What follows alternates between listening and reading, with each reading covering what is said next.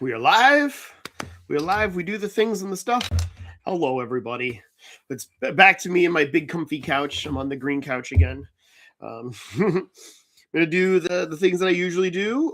So if you're seeing this after it's recorded or whatnot, hello. Welcome back to another live stream. I'm going to be talking about our next narrative event, which is the Xenofica, the Nexus Xenofica event for Warhammer 40,000. A couple of things that I usually have to do, which is I got to go to the face and the books with the discords and the tubes of you know, do all the sharing and stuff. So there we go. So I'm going to work on getting all this up while we're doing that. How are you guys? Hopefully everything is good. Hopefully you guys can hear me. I actually have this mic set up. It looks like it's chirping and working. I'm seeing green lines and things like that, which is good. For whatever reason, though, both times, both setting it up and going live now, it defaulted to the internal microphone. I don't know if that's just a setting. Hopefully that's all that is, but you know how it be sometimes. So here we go. All right, where do I put upcoming events? There we go. At 40K. Boop, boop. Did that work? Woohoo! There we go. There's one share.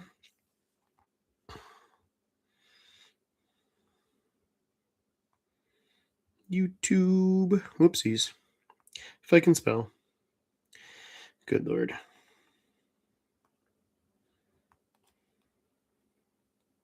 All right. Looks like someone's jumping in. Booyah. Awesome. Appreciate it. How's it going, Andrew? Sorry I didn't get to hang out and chat with you much today. I have been just go all day. So hopefully you can hear me okay. Please let me know in the chat if you can or cannot hear me.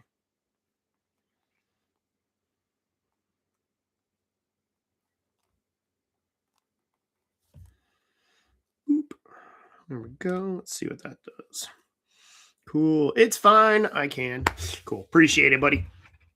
While I'm waiting for people to kind of jump in on YouTube and whatnot here, join me over here. Let me know what questions you got. So, hello, friend. All right. Look at that. Got some people. Actually, the little people's got crowns and things next to them before. I don't think we had that before. So that's kind of cool. That's exciting. Yeah. Let's see. Flip flop. Flippity doodles. Here we go.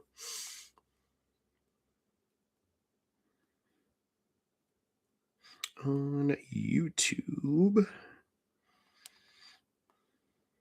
All things Nexus. Xenofica.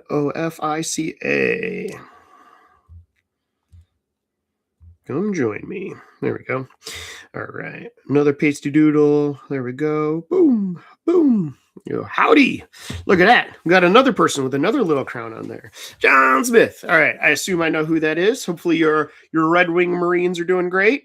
There we go. Okay. I think that's like all the places and things that I was going to do stuff. I'm going to chill there. There we go. Yeah, I have some new planet lore. Sean's been sharing with me. He's got a bunch of stuff. His last document he sent to me, which is like a bunch of short stories, but now he's taken it and turned it all into one giant story for some of the key characters in the upcoming event. He's like, yeah, I've been working on it. You know, I'm going to get to you. We've both been crazy busy. So it is what it is. Mostly my fault anyway. But I looked, it's over like 4,000 words he's written so far for it, which is insane. That's just one document. So I really appreciate all the work that he's done to help me with these events. So, all right. I will get to that in a minute. Let's see. Hell yeah. Cool. All right. So my champion is going to be my Saturnine Praetor. And I was wondering what would be the ranged weapon profile? That's a legit question. So for those of you that don't know, this time around, we are going to be using some of the Crucible of Champions rules from the new Maelstrom book. Now, I do have some sad news for you, any of you out there, and I do apologize, Andrew, but I found out literally last week that this book is already discontinued. Basically, it seems like the 500 Worlds, Maelstrom, the new Armageddon book that's going to be coming out, all of these are basically pre-order and one print runs, and that's it. So once they're gone, they're gone. I was really hoping that that would be something that we could all pick up and enjoy. And yeah, wow, that was dumb fast. So anyway, one of the things I had mentioned earlier is that I was going to require players to actually purchase and own this book so that we could A, create our characters, B, be able to look and reference to the missions and stuff like that in it. So I'm going to change that. I'm going to have my copy as well as a store copy available for people to sift through and look at. It's a little disappointing to say the least. But hey, it's also GW and very clearly the end of an edition, and they don't want to be stuck sitting on a bunch of books that nobody wants to buy, which I think is really sad because I really hope that these rules, I mean, I'm going to do it anyway, but I hope that these rules still have relevance going into the next edition. I want to play with them. I'm going to be making some cool characters. We're literally going to do a character creation event night where everyone comes in. We're going to kit bash models and stuff. It's going to be awesome. But that being said, I do need to find, where are the Space Marines? Oh, they did a weird page break on this. I wonder if it's just in the collector's edition that they did this. But there's just like some cool artwork and stuff just smack dab in the middle of the rules. So that threw me off. Adeptus Mechanicus, Adeptus Astartes. All right. Champion of the chapter, Librarius, Adept, and Venerable Battle Brother. Yeah, there we go. It looks like we got our Dreadnought for sure, so that's super cool. Okay. And then we have weapon options. So looks like there's a couple of things in here that are for mounted and psychers only, and then there's a Dreadnought Crucible champions in here. So but as far as weapons go, it says you can get one ranged weapon, one or up to 2 pistols, which is nice, and then 1 or 2 melee weapons, depending on what it is. You're doing Praetor, so it's very plasma-y, Volkite-y, whatever. I'm not sure what your model's equipped with. So as long as it kind of fits the part, that would be fine. If you wanted to, you could say it's just a combi weapon. Get some devastating weapons in there. Let's see. Master crafted heavy bolt rifle. Be pushing it, but we could definitely say that. Wow, actually there's far less ranged options in here than I had expected. Like there's no plasma cannon or nothing. Let's see. Weapons cost plus 5 points per after the first 2. Oh, nifty. Makes sense. Where does it say that though? I actually didn't catch that. Okay. Oh, there we go. Dreadnought weapons. Cool. Yep. Ballista's last cannon actually give points values on them. Nice. Cool. Abilities. Nice. Let's see. That's what I was thinking while I was looking through it. Yeah. Starting paragraphs. Well, who reads the starting paragraphs? I clearly started in the back of the book and worked my way forward. There you go. Oh, yeah. There's a little spot in there, isn't it? Step 4. Final weapon is choosing characters' weapons. Final step. All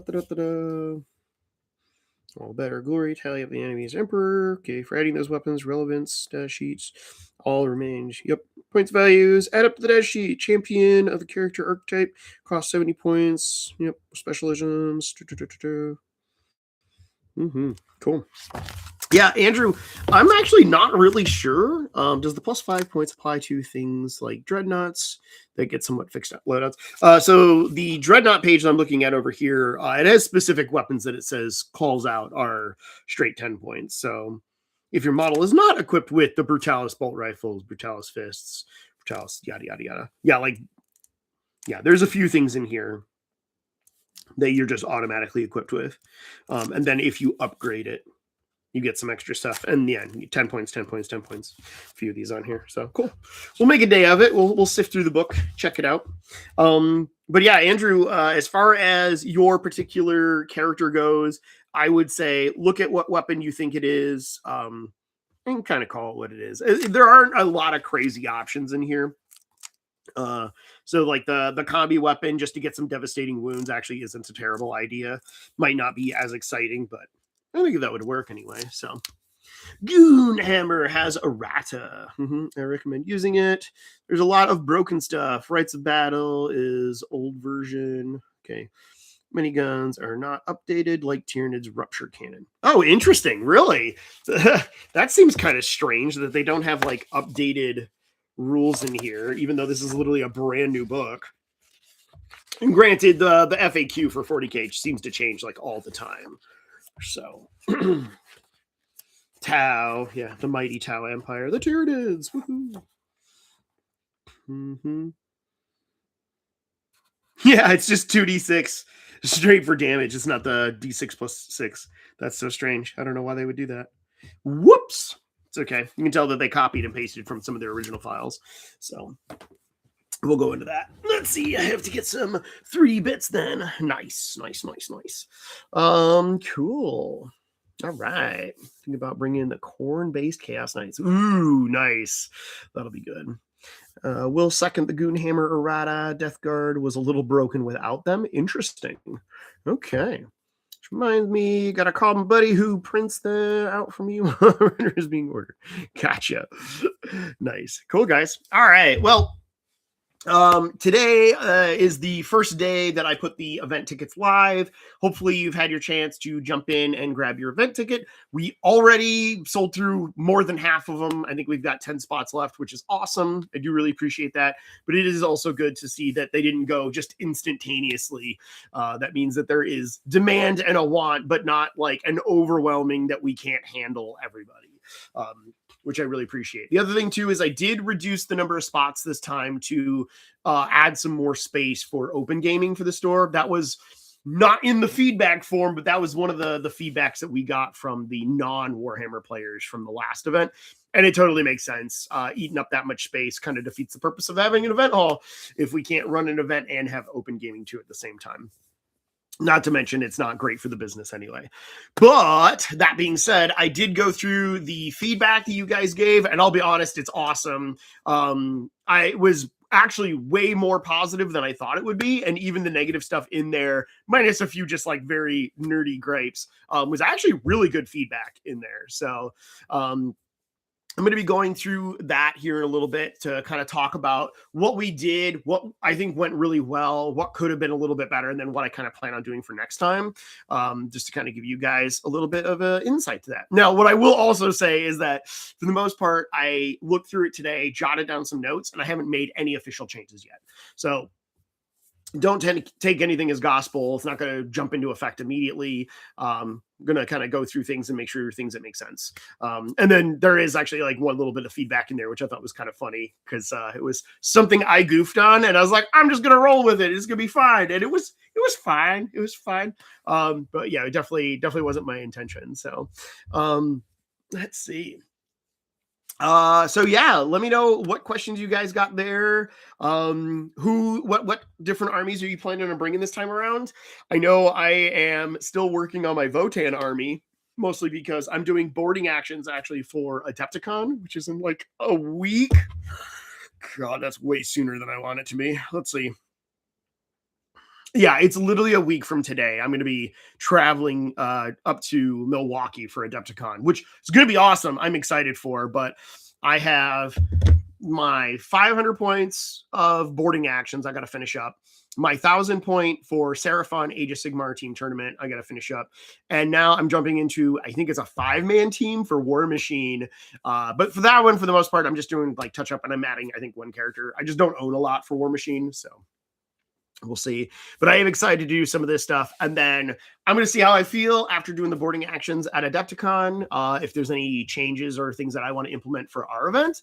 And then see how much I want to get done on my Eldar, because the new Corsairs are awesome. And I'm actually really excited to paint them.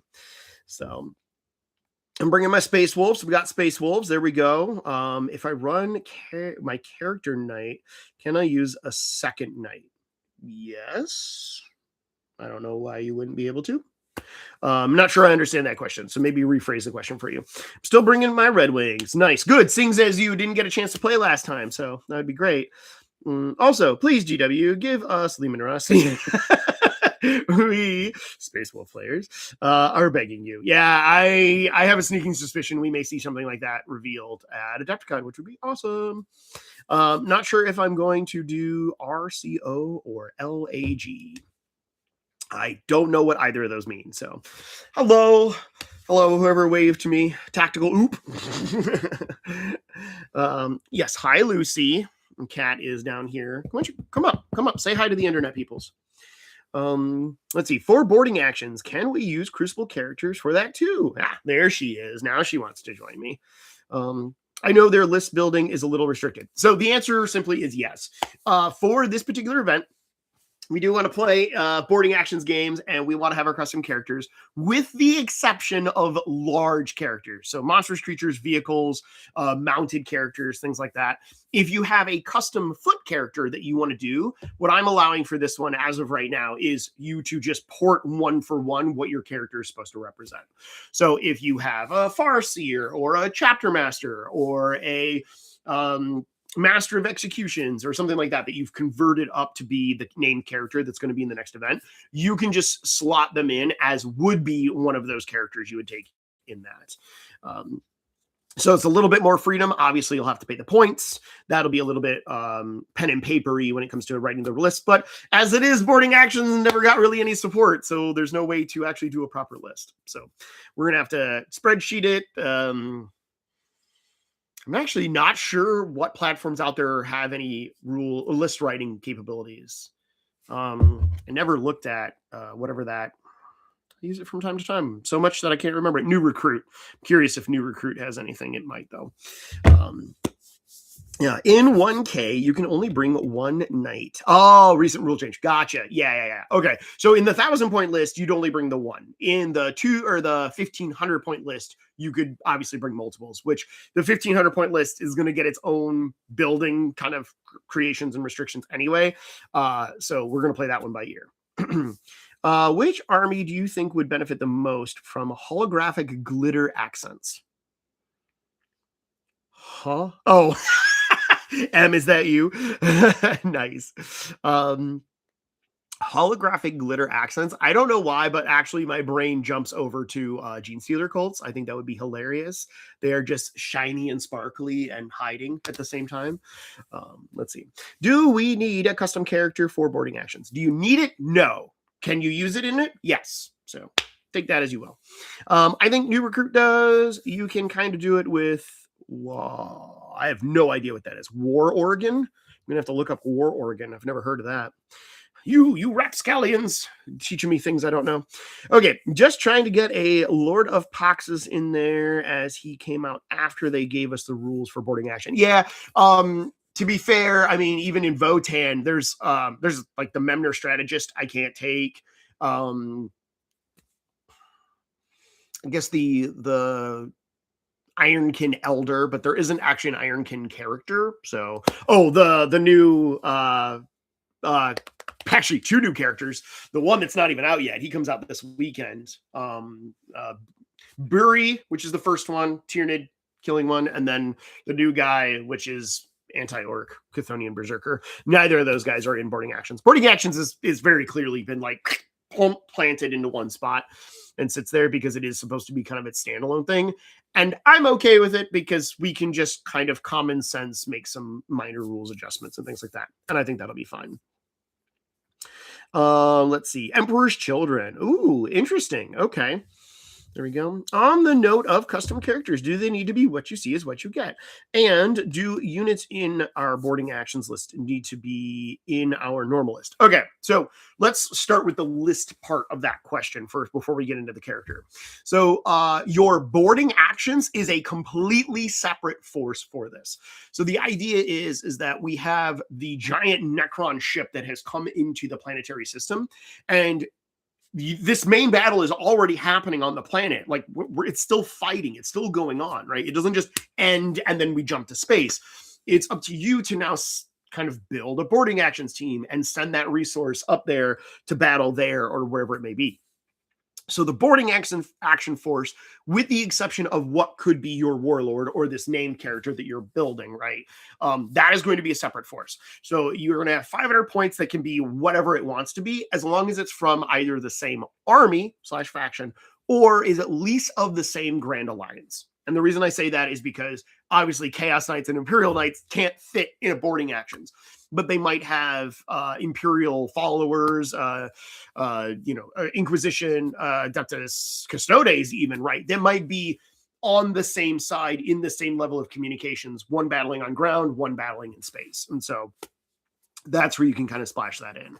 I would go as far as, if you really wanted to, you're an Iron Warriors player and you're like, I'm going to bring all these tanks and things wherever on the ground, but it doesn't make sense for my Iron Warriors to be up there raiding. I want to play Red Corsairs. Okay, fine. I would argue that, and that makes sense. That's one of your Chaos allies.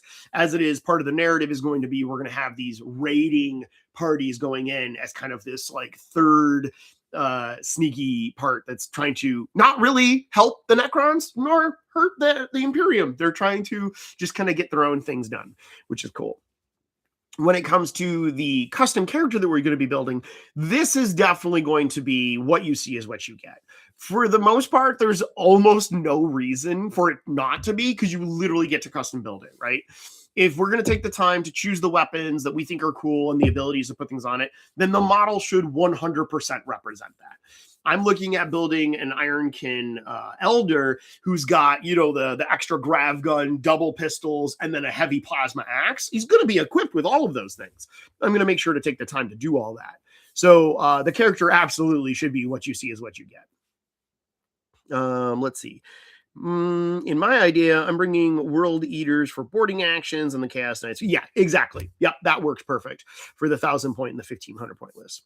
What about someone like me who plays Space Wolves, but I played Necrons last time? That's fine. You don't have to play Necrons again because you played it last time.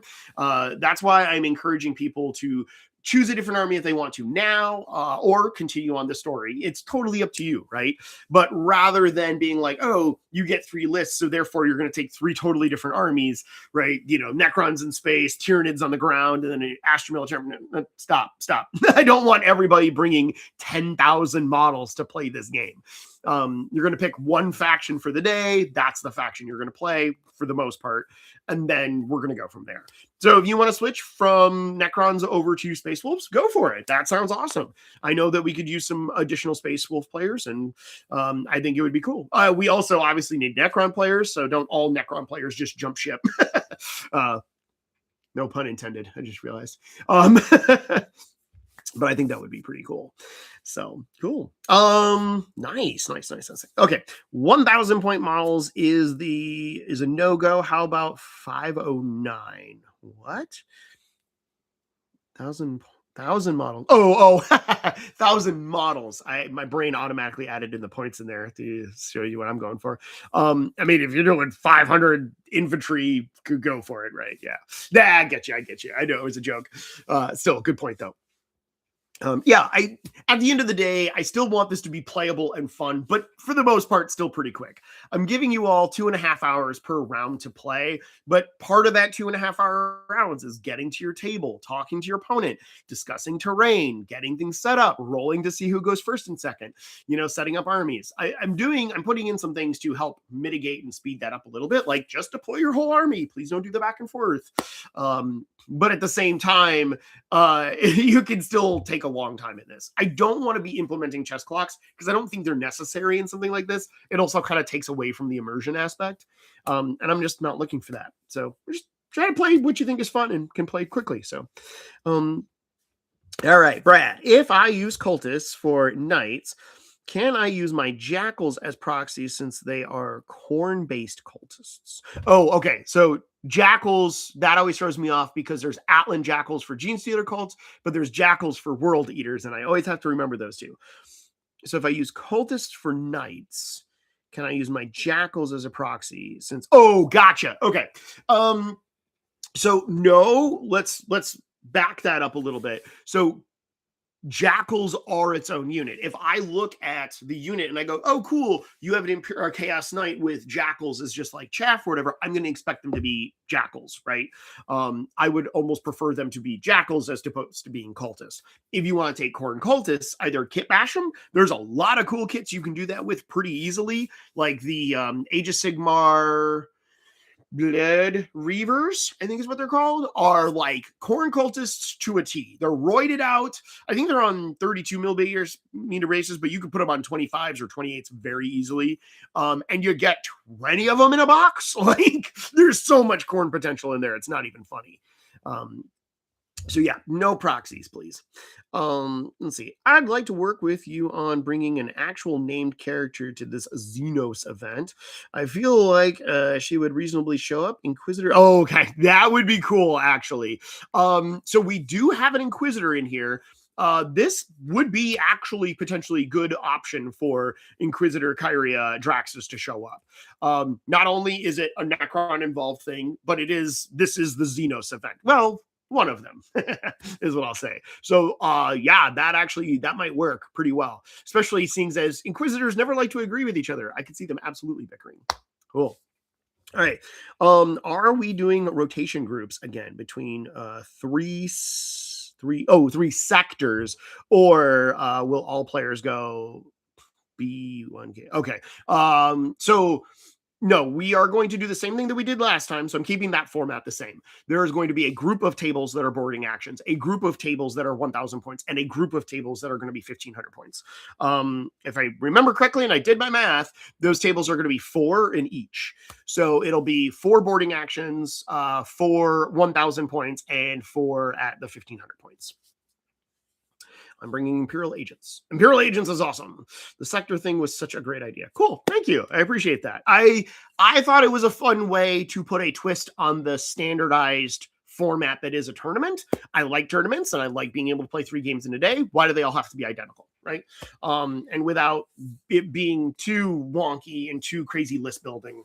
I think this was kind of a cool solution, and I'm glad that it worked out as well as it did. I will say we're not going to use all of the same deployments or all of the same twists that we did last time. In fact, those of you that enjoyed the twists from our different archetypes, I think that was super cool. That will not be a feature this next one, as that is not predominantly what we're trying to accomplish here. There will be other things instead.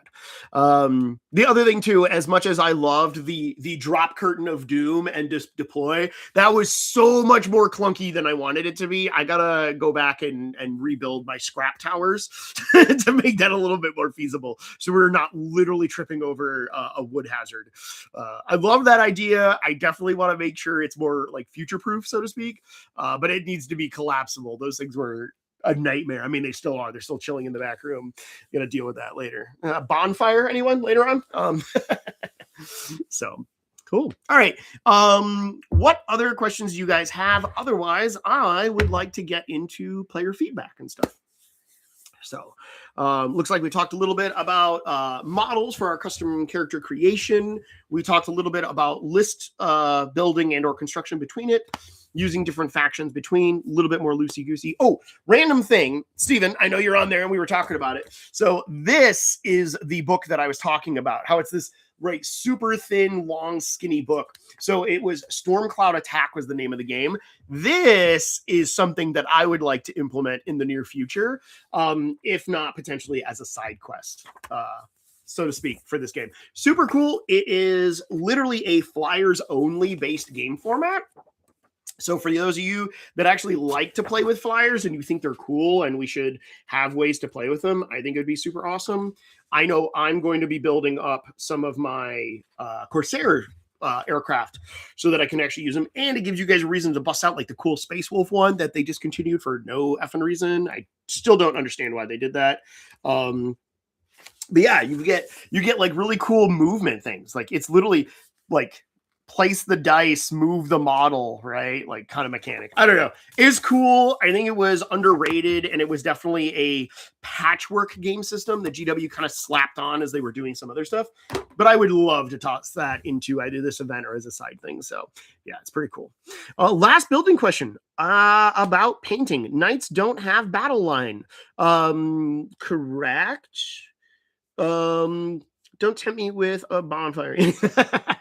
Planes go zoom. Let's go. Yay. Yep. It still makes me mad. Starfang is gone. Yeah.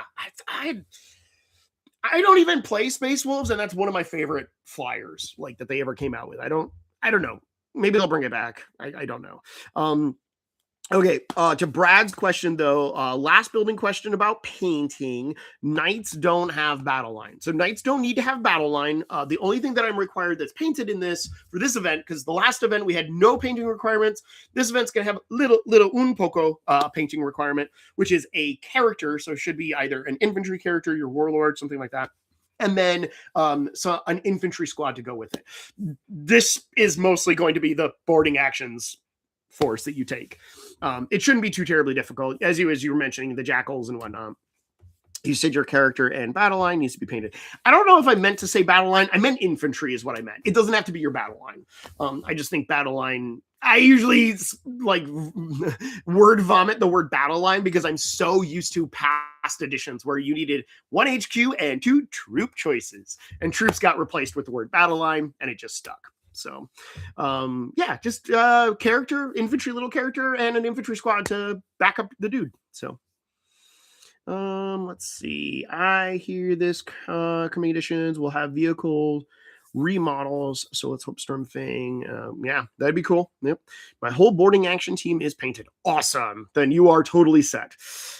Chaos Knights with Death Guard. Ooh, that'll be fun. I like that. That'll be super cool, actually. Get some nice chaosy mix in there. It sounds like we're gonna have some Knights players, guys. I hope you guys are ready. Make sure you bring your anti-tank, your anti-vehicle for that 1,500 point game. Y'all's gonna need it. So, all right, cool. All right, I'm going to go ahead and bust into a little bit of the player-led feedback.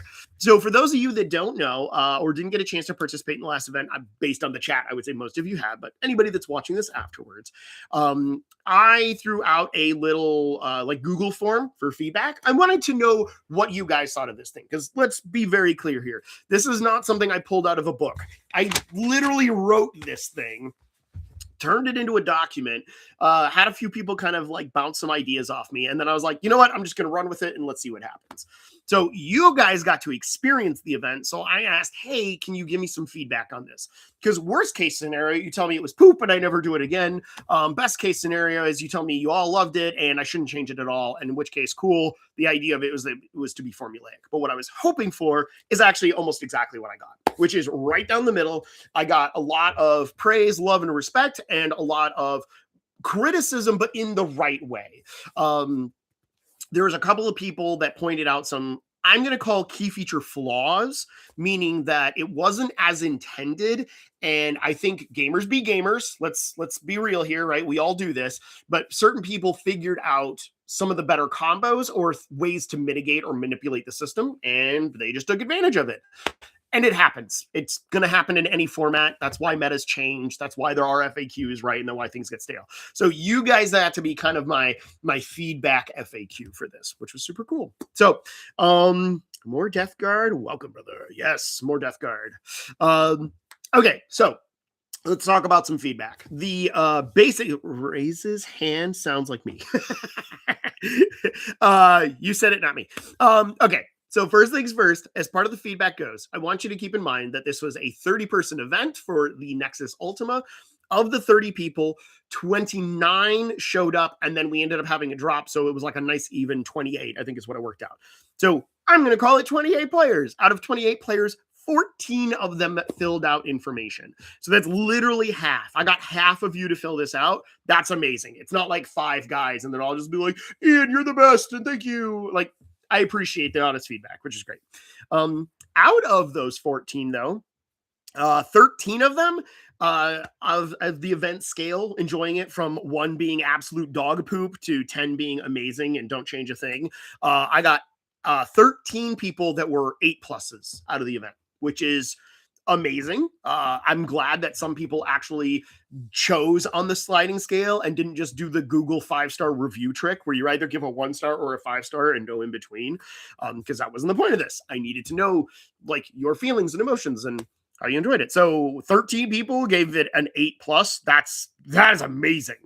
I asked about terrain. So for this one, I used this event and its format to test out some terrain ideas, because I'll be perfectly real, I like Warhammer 40K in its balanced competitive format. I do not like looking at tables that are all L's. It is the most ugly thing out there. It is very fun and entertaining, and it removes that third player unbalanced mechanic. But sometimes just having rules choices that you get to interact with can make and break a game, and it probably should. It's a tabletop miniatures game, not chess. So I asked, what did you think of the terrain? Out of the 14 people, 12 of them gave it a 6+. Now, this is important to me because what that means is that out of the 14 people, 12 of you were like, hey, this ain't half bad. Like literally, like 6+ out of 10 is really good. I didn't go into details there. Hi, Lucy. Welcome back. Yes, I can tell that you are very hungry and you would love food, but it is not time for food. It's time for Warhammer's discussion. Can you wait? She can't wait. So I really do appreciate the terrain numerical criticism is basically what I'm getting at. It does mean that I feel like there are some things that can obviously be improved on it. And some things probably don't need to be that much changed or altered. Like I don't need a like sweeping, let's change the entire thing and then put in something new. The whole point of this is to do small evolutions. So keep telling my cats the same thing and they don't listen. Yep. The 50 point for defender primary was my only gripe. And yep, that was the number one thing that people actually griped on. And what I find hilarious about that is that I forgot about that primary. I actually, in my notes, had said, do not play with Siphon because of that. And I totally forgot about it day of. I was like, no, guys, like you just choose, have fun. And then it was like round 3. Someone was complaining about, I was like, I forgot about that. So what I will say is that mission won't be in the next events. Siphon, I think, is a cool idea.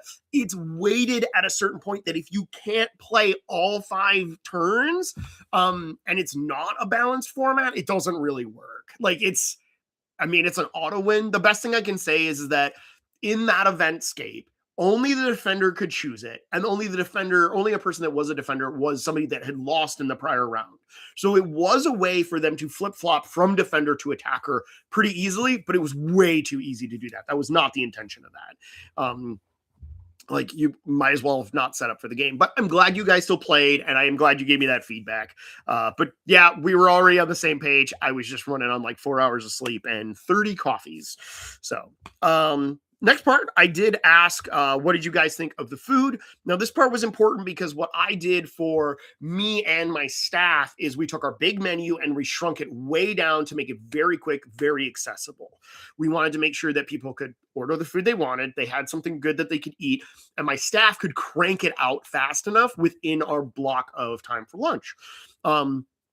92% of you said yes, which is great. I know there was only kind of like a yes, no, maybe, right, or other option. But only one person was like, I only got a hot coffee or a hot chocolate or whatever. And like, that's fine. I did see that somebody said that they would like more additional sides on there. And if that was you and you're watching, awesome. I actually really appreciate that. Which ones?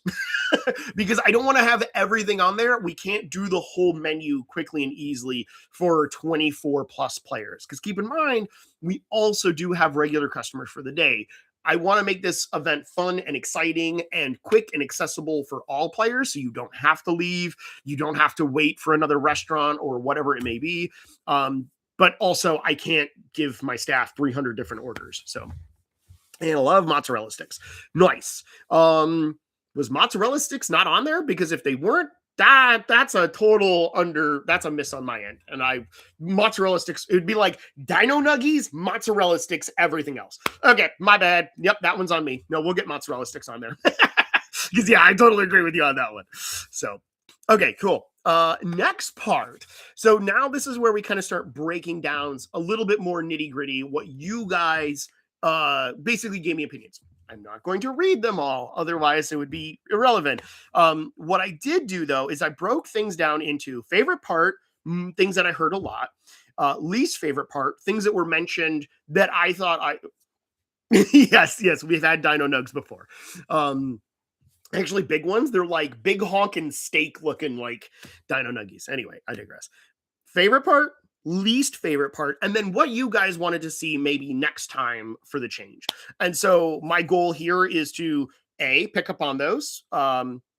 talk about a little bit, and then see what we can implement, and or if it wasn't something I was already thinking of, which funny story about that one. Okay, favorite part. So hands down, out of the 14 people that were there, the number one thing that popped up over and over and over again was low stress and casual environment with fun twists. In other words, what you're telling me is that you appreciated the different format. It wasn't a tournament. You guys got to play 3 games in a day, and it was fun, right? Yes, winning and losing mattered, but it didn't matter so much that you felt like you had to get all the way through the game, or that stopping where you're at to score points was detrimental. Maybe that was not the case, but the big takeaway by far is that most of you thought this was a low stress and casual environment, which is exactly what I wanted. So that's awesome. I really do appreciate that. And fun twists. I will work on some new things to have some cool new fun twists for you guys to play with this time around. But I don't want to have everything be identical. I want the core structure to be the same. Some of the core exemplary special rules or extracurricular rules, the terrain rules, things like that, to be the same so we can kind of keep growing on it. But I do want to give you guys fun new things. Least favorite parts. So I heard a couple of things. First things first was Siphon Mission. That's exactly what I was just talking about a second ago. Yep, that's a oops. That's my bad. I knew about that going into the event beforehand, but I did miss it. So I got that. Some people said too many choices, and then some people said too many random things happening with additional rules. And what I think that really comes down to is lack of structure, and I can keep it as simple as that.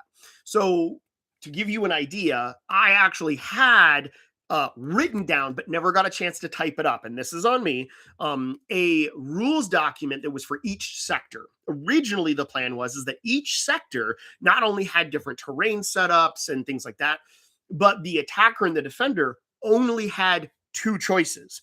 They had 2 deployment zones and 2 primary missions. That's it. Based on the combination of what was chosen, determined what the mission looked like. I realized I didn't have that document ready, so I left it open to the players to choose from the asymmetrical deployments and from the asymmetrical missions.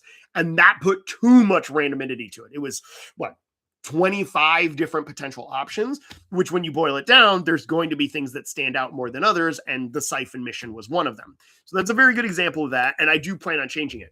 Oddly enough, though, for this coming this coming up a narrative event, I have been collecting all of the White Dwarf missions over the last couple of months. And I was like, man, it's a shame we never get to use these. Wouldn't it be fun if?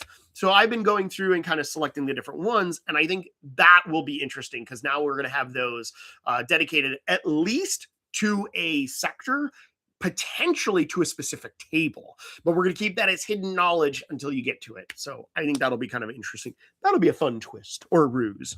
Yeah. And hopefully that'll cut down on some of the randomness that was already in there. The thing I do find kind of funny about that is that one of the feedbacks I got in there was talking about having a little bit more of a structured system and things they would do. And then they even mentioned White Dwarf missions. And I was like, we're on the same page, buddy. We're already there. So that's pretty cool.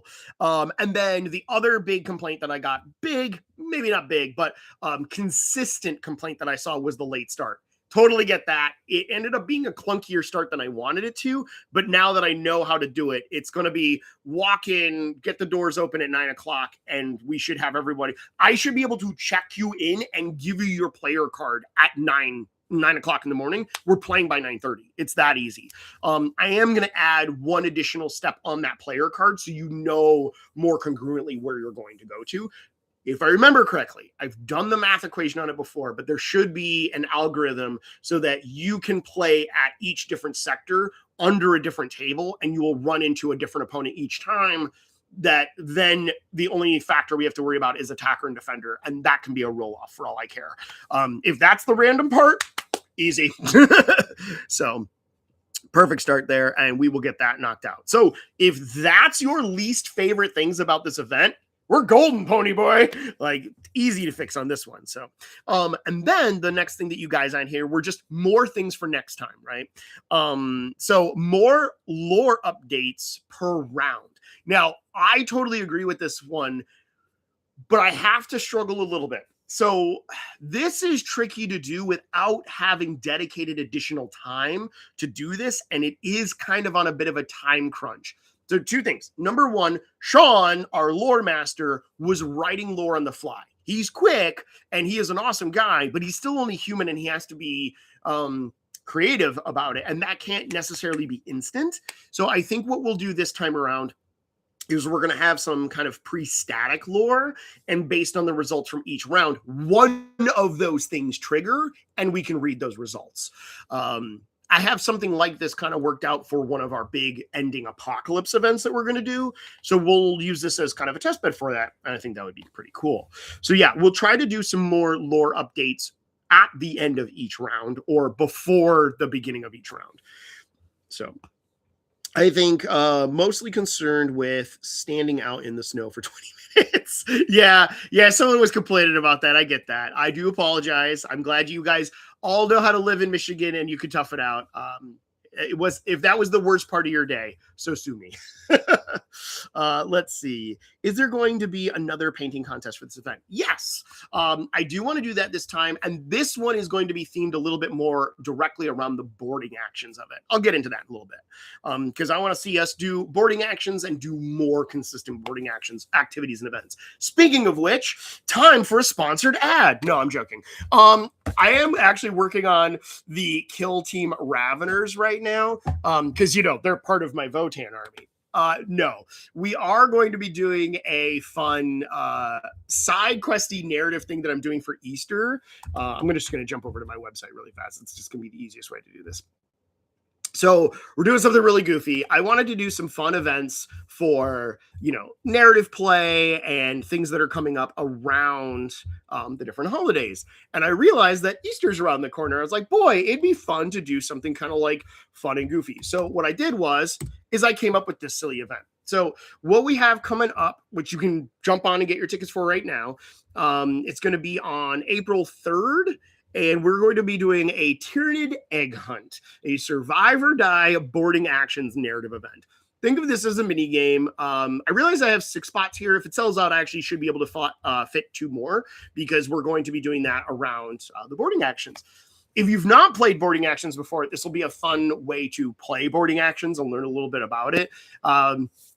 But what it is basically is that all of your boarding actions have jumped into this Space Hulk, and you are trying to search and find all the cool treasures in it. And while you're there, you realize that there are these lucky golden eggs that you got to bring back to your boss or to the lair or whatever it may be. But there's a catch. Some of the golden eggs aren't golden eggs. They're Tyrannid eggs. Oops, all face huggers.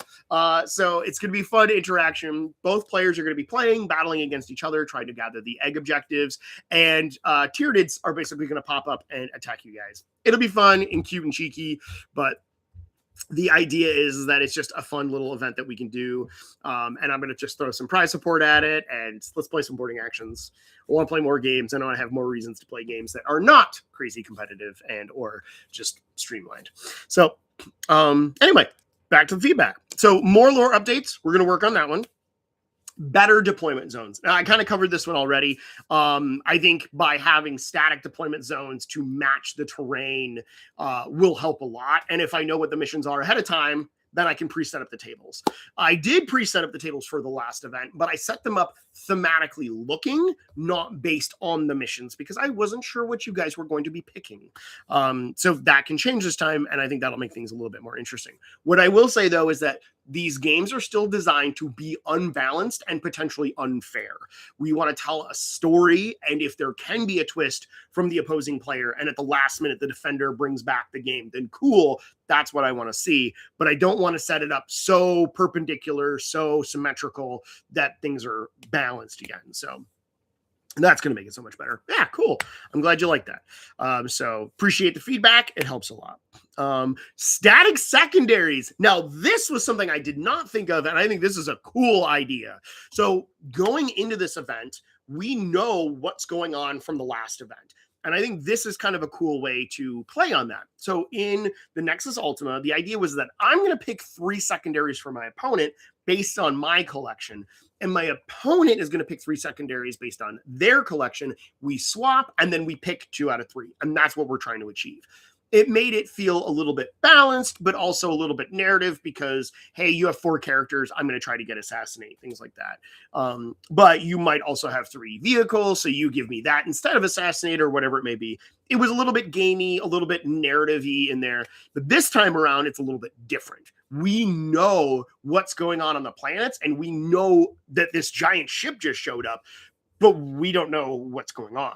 So I think having some predetermined secondaries will make it so that it feels like you are being issued orders and you have to go fulfill those orders. And I think that's going to be really cool. So I do like that feedback a lot, and that's very easy to tie into that. The next thing that was brought up was a team option. So some way to say, hey, maybe we're not doing like a doubles thing where it's 2 of us at a table at once, but some way to do a team option. And what I will say is it's coming. That's not necessarily this event, but it is something that is part of the Nexus events and to be ready for it. We're getting there. And then the other thing that was mentioned was written up rules document in advance. Now, in my opinion, I thought me putting them on the table was like, hey, here's a quick cheat sheet, check out the terrain rules, things like that. But what they were talking about, I think, is having it leading up to the event, even just as a link or something that people can click on in Discord or, like it doesn't have to be emailed directly, but it just has to be accessible. And that's what I realized I didn't do. And so that one is on me. I'm actually kind of surprised you didn't put that in the least favorite thing, but hey, appreciate you letting me know in advance, because this time around, now when I come up with these different things, I'm going to be typing up as a document anyway. I'll throw them out to the public. Worst case scenario, you guys go, hey, you typo, right, in this thing, or what do you mean by this rule? I love doing these live videos, and it's super fun to get you involved and talk about this and have some discussions, right? When I can't always be at the store or always have the time to talk to each one of you individually. But having the actual rules of the event as a playable or readable document when you're able to also is equally the same. So I'll definitely work on that.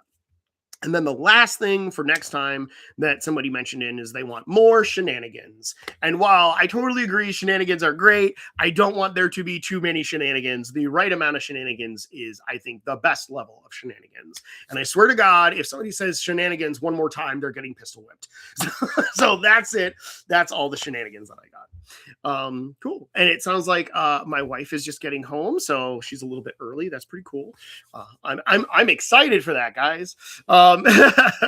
So on that, do you guys have any other feedback or anything else in there? That was kind of the big thing that I wanted to talk about. And then I'm going to jump over to the painting contest options. So for the most part, I will say for the painting contest too, I am going to be firing some ideas from the hip. So what's the name of the restaurant you like? Oh, Shenanigans. Yeah. Mm-hmm. Appreciate it. Thank you. I appreciate that so much. You addressed pretty much all of the primary concerns. Awesome. Cool. I'm glad that I was able to do that. Great. Cool. So going forward, got one more.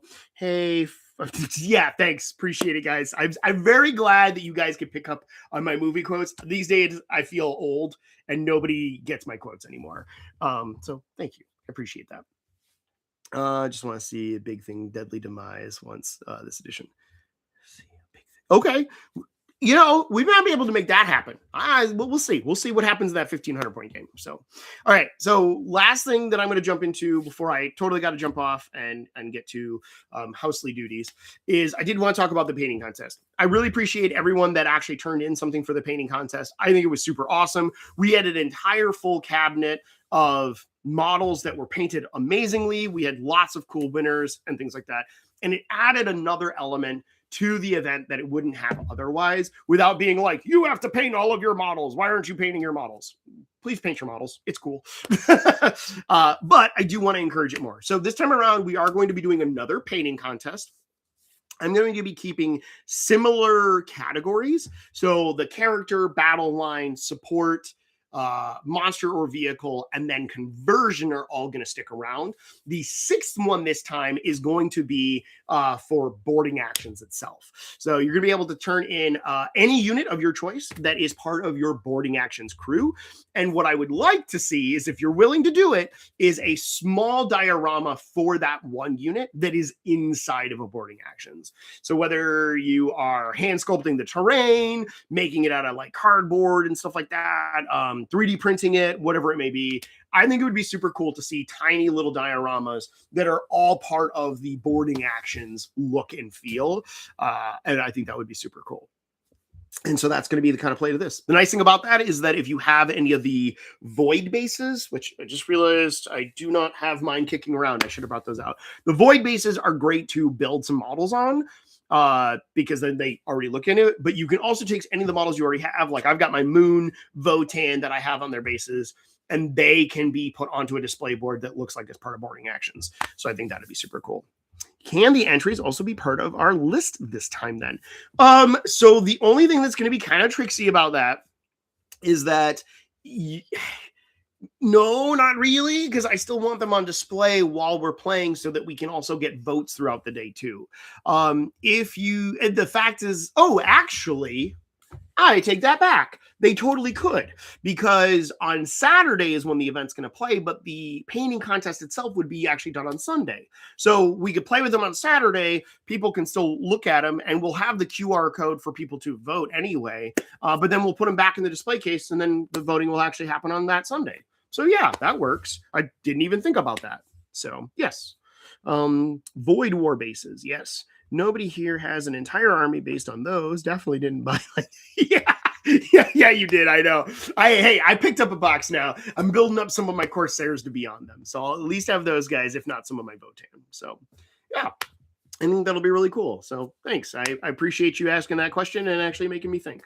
So I think that'll be cool. But yeah, we'll do painting contest. Definitely if you can, do your converted hero. I think that would be super cool. Your battle line, support unit, a vehicle or monster, and then a boarding actions. Wow, I don't know why. My brain just wants to say combat patrol so hard. So shenanigans for this auto deadly demise. I agree. That one might be cool. Let's see. Will there be more boarding actions, training, and learning opportunities? Yeah, absolutely. If you guys want to do a boarding actions learn to play, put a little comment in the video right now. Let me see it. Because then that tells me that I need to do another one. I mean, heck, I need to play it anyway. I'm literally going to all the way to Adepticon as one of my events to play it. And we'll do another meetup and learn to play it. I think the last one went pretty well, and I would like to see more. I have another box of boarding actions terrain that I'm going to be building and painting. So I can get that ready for you guys. So yeah. And then also on that note, I should mention too, something that we're going to work on is that if you are new to the modeling aspect, as in I'm going to kit bash and custom create my own, during Adepticon week, if you're not going, you can actually join in the store. We're going to be doing a character creation workshop. So M and Archie, at least, I know those two said that they're going to sit down and work on some of their models and help people as well. We'll have the store's glues and things like that. And we're going to bring in my bits bins. So if you guys want to dig through anything, you're more than welcome to. I would love more boarding actions. Yay, boarding actions. I've never done boarding actions. Yay, more boarding actions. I need to learn. Yay, more boarding actions. All right, we got at least 3 people. We'll get another one set up for when I come back from Adepticon. So, okay, final thoughts, questions, concerns, interesting narrative pieces you would like to tell me now? Well, maybe save that part for later. But all right. I wanted to read the narrative blurb that I have here, but I think instead what I'm going to do is I'm going to post this narrative blurb into our Discord, and we're going to get the Nexus Xenofica channel up and running so you guys can start reading that. Please, by all means, make sure you read the lore, check it out, and build up your own stuff with it. I really appreciate all of you participating in the events and whatnot, but part of the reason I'm doing this is that I want us to have like a book of stories that we get to tell. And I think it would be super cool. So I'm going to make sure to share that. You said you might need some of the copies of terrain. Let me know what you need and I'll get to you. Awesome. Thank you, Stephen. I really do appreciate that. Lucy. All right. Looks like the family is home. So I'm going to leave you guys there. I appreciate you all joining me tonight. and I will be in the store later on tomorrow. So if you get a chance, swing by the store. We're open till 10 p.m. I'll be there 5 to 8 to do some hobbying. So yes, am I supposed to take this cat? Is that what we're doing? She's just going to do a cameo. She's just going to do a cameo. She's doing a cat meow. It's a cat meow. Yes, that is okay. Okay. All right. We are done here. Okay. Bye guys. I'll see you later. Oh my goodness. Let's end this now. Have a good night, everyone.